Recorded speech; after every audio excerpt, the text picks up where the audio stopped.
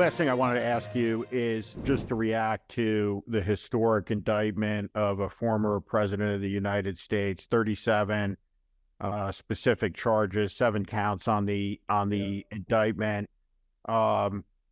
Tragic day for the country. Yeah, thank you for saying that, by the way. I think there's been too much,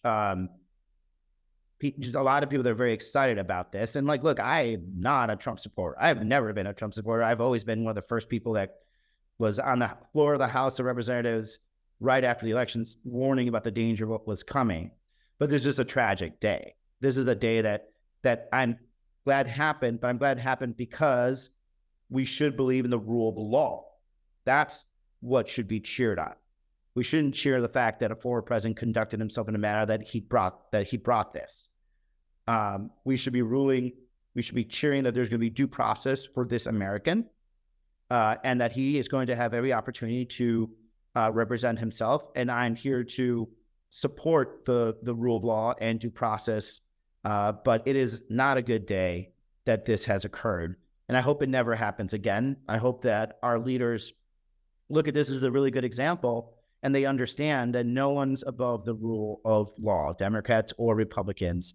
And I really wish that some of my Republican colleagues, if you're not going to say that, if you're not going to say, this is a very serious event, let's let the judicial process carry itself out. That's what we're saying, by the way. That's what I'm saying.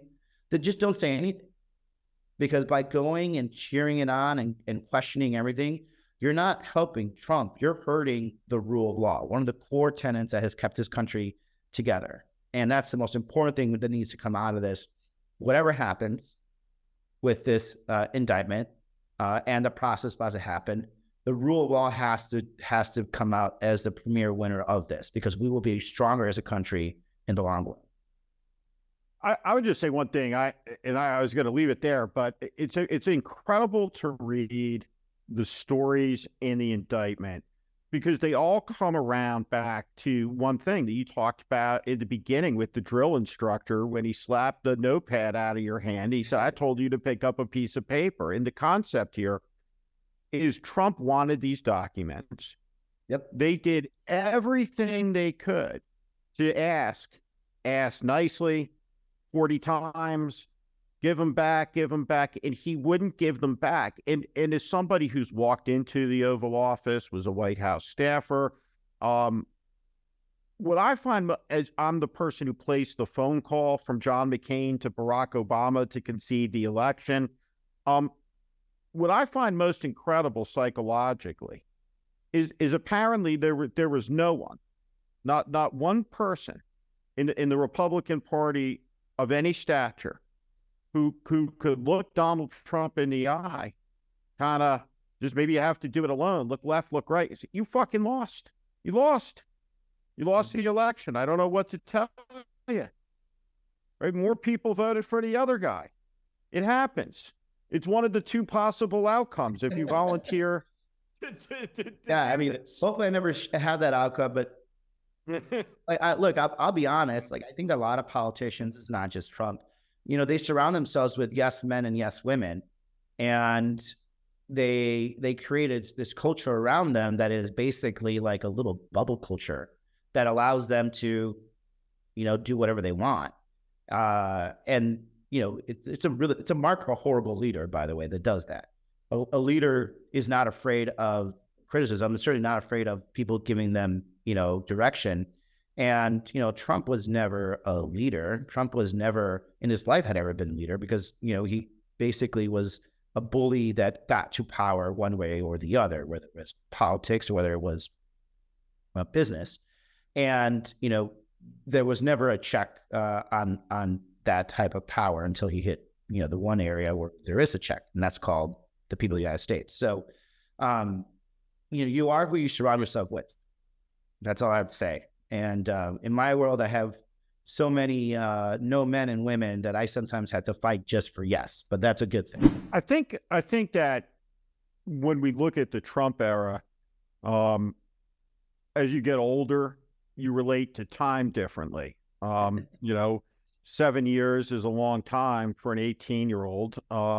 It's not so long to me anymore at 52, but it's been almost 10 years since Trump came down the escalator, really asserted himself into national life. There was a moment in time where Republicans and Democrats largely stood in complete, united revulsion around this man and the things he said. Mhm. I was in the Republican Party for 29 years. At one moment, everybody was never Trump. And then one by one, all the way until we have an insurrection. And literally, you have Adam Kitzinger and Liz Cheney. There are two left, right? So the absence of love, I think, produces a type of moral cowardice. And I want to ask you about moral cowardice, the capitulation of so many across a party to their oaths. Yeah. Putting themselves on the record, whether it's Marco Rubio, Ted Cruz, Lindsey Graham, every one of these people knew exactly who Trump was, talked about it, but every single one of them submitted, collaborated, and became stooges to him. Do you think that that is possible to happen inside the Democratic Party? Could a demagogue like Trump rise in the Democratic Party, or do you think the institution is different enough, diverse enough, that it's more insulated from that type of virus? It's not the institution, because all institutions can be corrupted. By nature, if you have any organization that can have power, it can actually be corrupted.